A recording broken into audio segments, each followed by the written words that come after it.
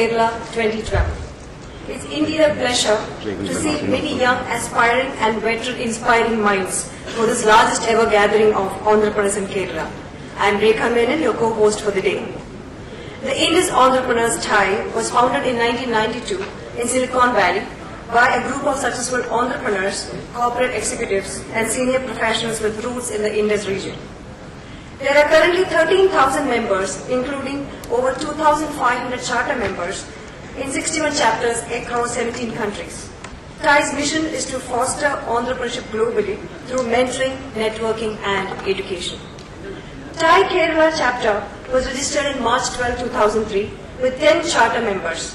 Within a short span of 7 years, the chapter grew to its present strength of 41 charter members and 165 associate members. The foremost and most widely known event that TiE hosts is TiEcon, which is the largest professional and networking conference for entrepreneurs. TiEcon Kerala 2012 is a first of its kind mega entrepreneurship event. This conference is being organized as part of expanding the activities of TiE Kerala chapter. This event is being held in strategic partnership with the Department of Industries and Commerce, Government of Kerala, as a follow-up of the emerging Kerala initiatives.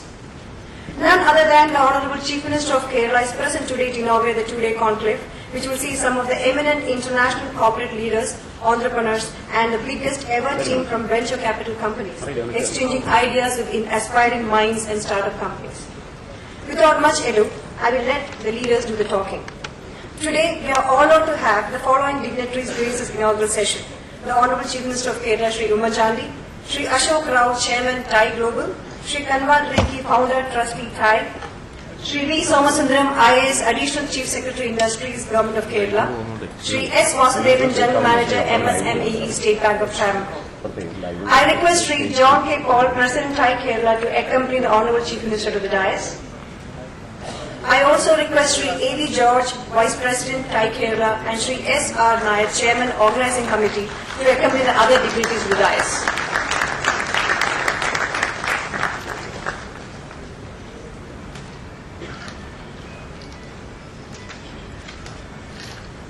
Let's start first with the traditional lighting of the lamp for inaugurating the session.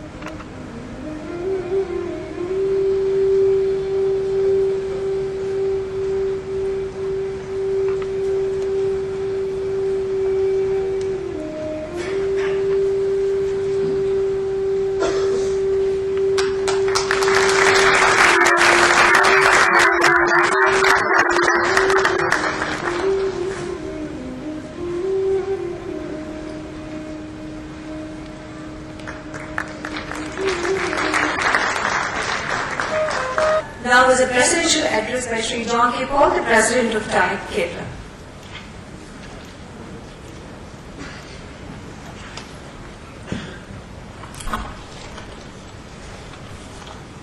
Good morning. Honorable Chief Minister, Mr. Ummanchandi, Mr. Ashok Rao, Chairman, TiE Global. Our next speaker, Shri Ashok Rao, is the Chairman of TiE Global. As mentioned earlier, he is a serial entrepreneur with 4 successful high-technology startups behind him. He is currently serving as the Chairman and CEO of his 5th startup, Bodini Incorporated. I request Mr. Ashok Rao, Chairman of TiE Global, to address the gathering. Sir.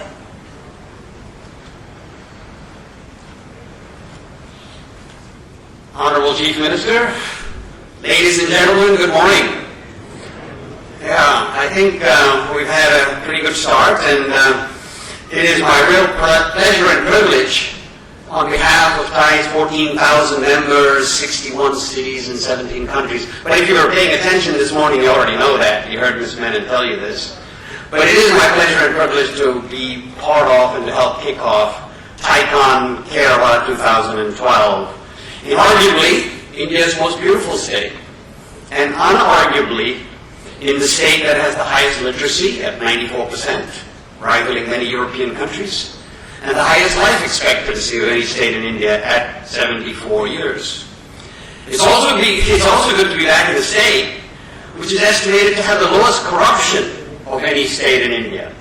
Solace indeed, because India as a whole ranks a dismal 95th in the world in terms of corruption, according to Transparency International's Corruption Index. It is also a state in which I spent 37 straight days. And for those of you who live in Kerala, that's not a big deal, 37 days, but for somebody like me who spends most of his time at 37,000 feet, it is a big deal. I spent 37 straight days filming my movie Before the Rains. And some of you in this audience, I hope have seen it. And two scenes from that movie are part of this introductory slide that you see up there. It was directed by Kerala's own genius, Santosh Sivan. And it is my favorite of the 5 films I've made. So, Honorable Chief Minister, have you seen this film? You have. Well, if you've not, I'll be happy to send you a copy of it, because once you've seen it, you might start using this film as your most important advertisement for how beautiful your state is. The genius of Santosh Sivan cinematography. But what this film did do was it created 50 jobs in the state of Kerala, but alas, only for those 37 days when we built the set, a village in Munnar, as a film set, and then tore it down at the end of the 37th day. What Kerala and India need more is not these short-term jobs that beautiful films like Before the Rains creates, but long-term jobs. And the answer to that is quite simple. Honorable Chief Minister, it is to enable, encourage, and drive innovation and entrepreneurship. That should be the vision for Kerala. But we'll get back to that in a little bit. First of all, a great big hand to John Paul and his team of charter members and volunteers for pulling off this incredible conference.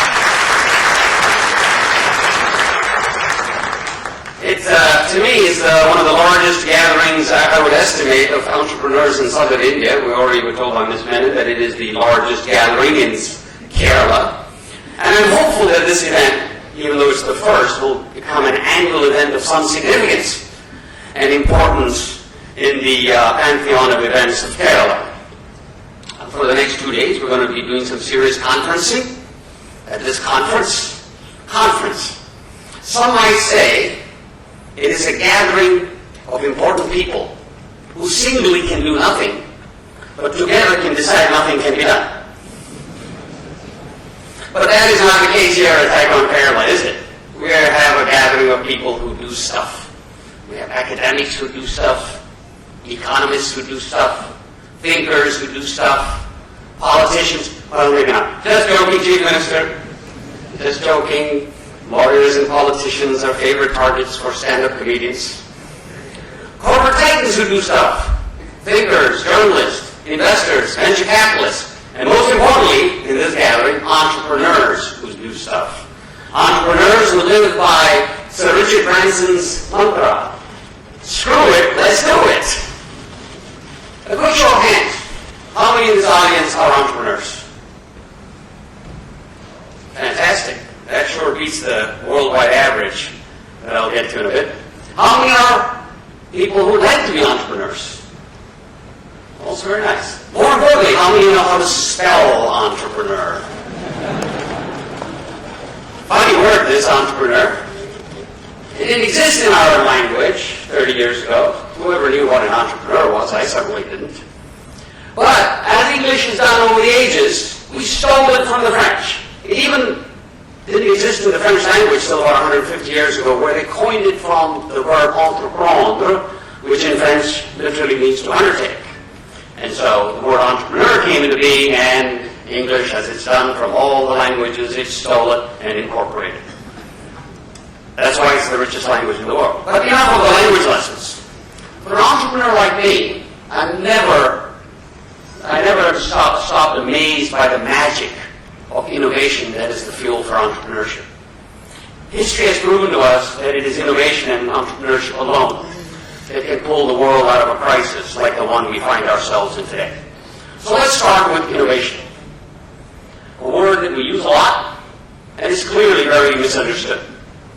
If you go to conferences on innovation, the experts will have you believe some vague and aspirational definition going something like fresh thinking that creates value. We are asked to believe that the word innovation is not synonymous with anything novel or new, and that's probably because it originates from the Latin word innovatus, which literally means into new. At most conferences, everything is innovative. After having been to some of these myself, I've come away with the impression that these experts will have you believe that the hula hoop, the pet rock, the Cabbage Patch doll, the Rubik's Cube, you all remember those? How many of us are old enough to remember the hula hoop?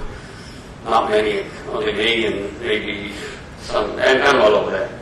Well, these experts have had you believe that these things that I just mentioned, the pet rock, the Cabbage Patch doll, the hula hoop, and Rubik's Cube, qualify as an innovation with iTunes. The true innovation, disruptively, that didn't work was Napster. But Steve Jobs took that innovation and created something that's changed the world. True innovation is what separates the hula hoop from Leonardo da Vinci's mobile cannon or Thomas Edison's electric light bulb. True innovation is what separates the Cabbage Patch doll from Alexander Fleming's penicillin or Joe Salk's polio vaccine. True innovation is what separates the Rubik's Cube from McCormick's Reaper or Steve Jobs' iTunes and iPod. Innovation serves as a catalyst for all spheres of society, lighting a beacon for entrepreneurs. Without the electric light bulb to the electric car, without the internal combustion engine to the jet aircraft, the integrated circuit to the mobile phone, the iconographic painting to Rembrandt's Night Watch, or the sonnet to the sonata, our lives would be incredibly different today. It is this innovation that is the fundamental underpinning and lifeblood of entrepreneurship. Because one thing's certain, entrepreneurs innovate. They just do it. It's as fundamental to our universe as Newton's 3 laws.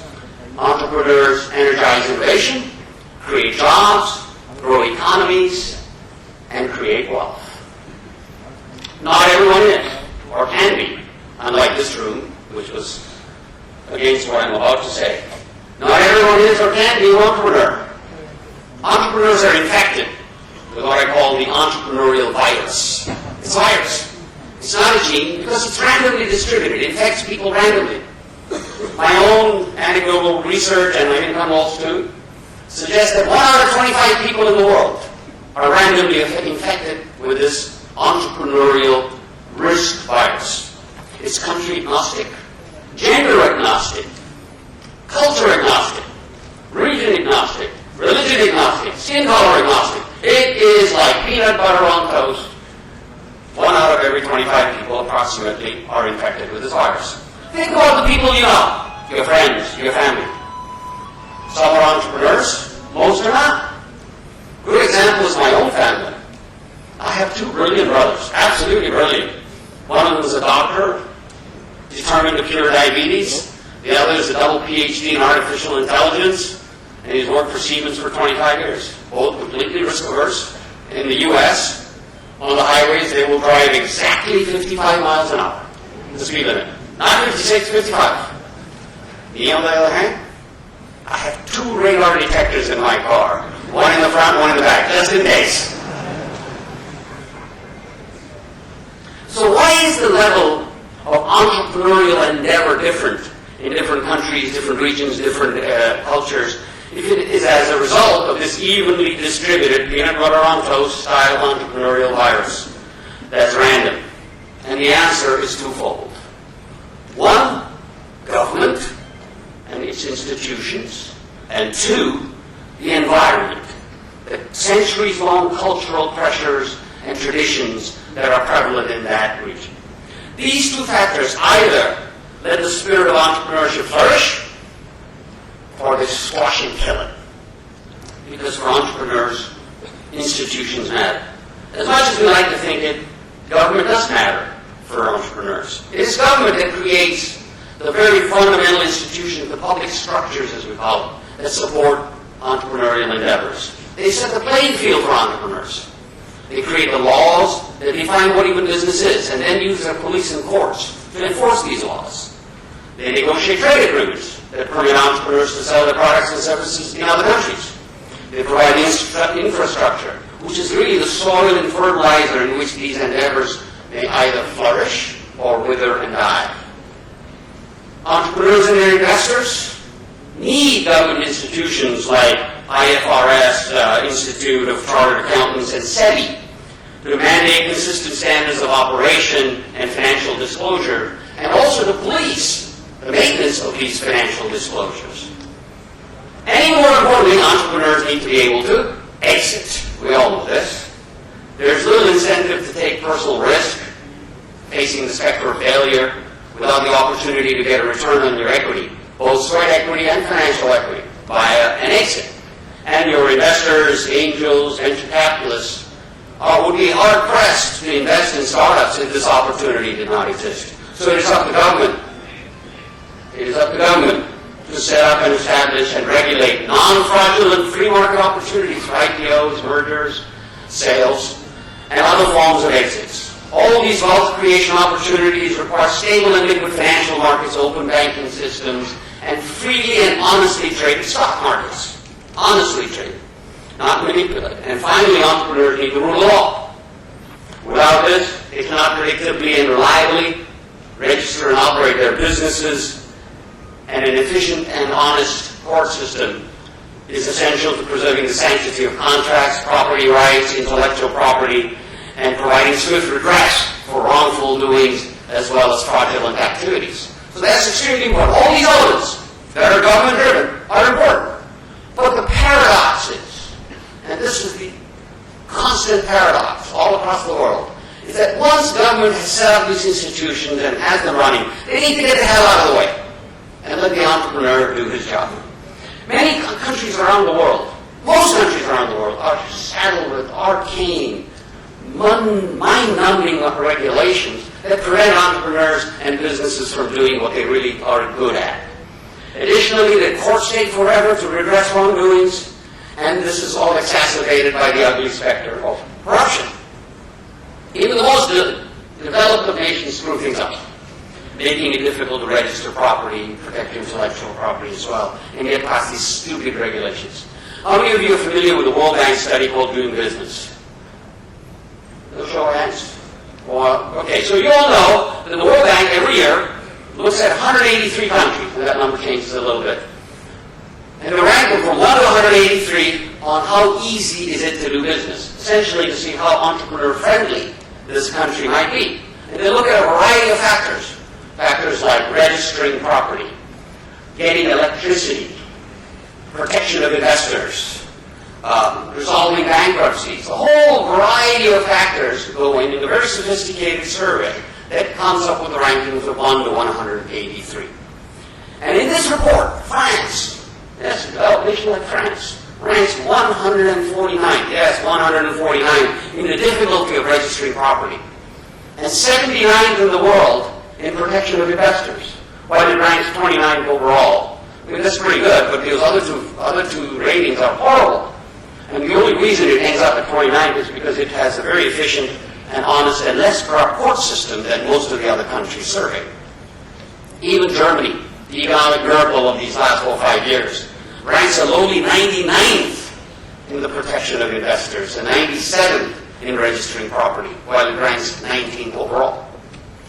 Our own India, think about it, a country with fantastic economic success, a beacon for all of the BRIC countries, ranks a horrible, dismal 132nd in the world. And the reason is because of all of the factors I mentioned, India ranks very poorly in. So the lesson here is India has succeeded in spite of its government. Its entrepreneurs have done something that people try to prevent and have succeeded in spite of its governments. The United States, just to continue the sort of comparisons, ranks 4th in the world overall, and would rank even higher according to the World Bank, but for its very complicated corporate income tax system.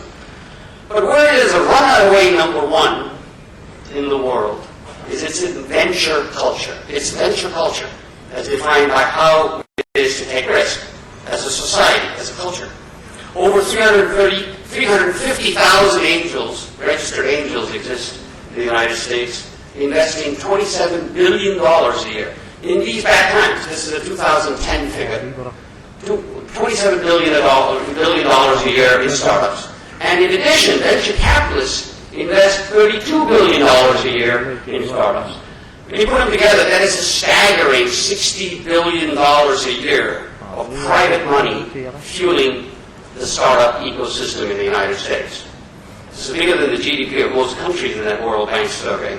And it's a true testament to the dependability of the institutions that these entrepreneurs need to regulate and protect them, and also to give them free rein to run and operate their business at the same time. Again, that paradox.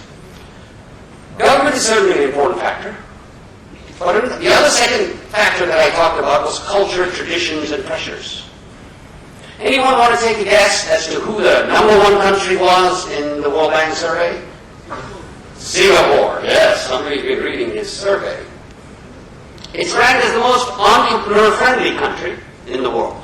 But then, why is it not the most entrepreneurial country in the world? Create education and networking opportunities for all its members. Just think about it. 14,000 members. Any of you math majors out here? How many pairs or combinations does that create? 98 million possible connections just amongst the 14,000 members of TiE. One of our founders is here with us today, Kanwal Ricky. You'll hear from him shortly. And some of you who might have paid attention to what was happening in telecom 15-odd years ago will remember his clarion call, Desh Bachao, DOT Hatao, and the rest is history. In the world of telephony, India has gone from being worst to first. In the 21st century, entrepreneurs are changing the way we live.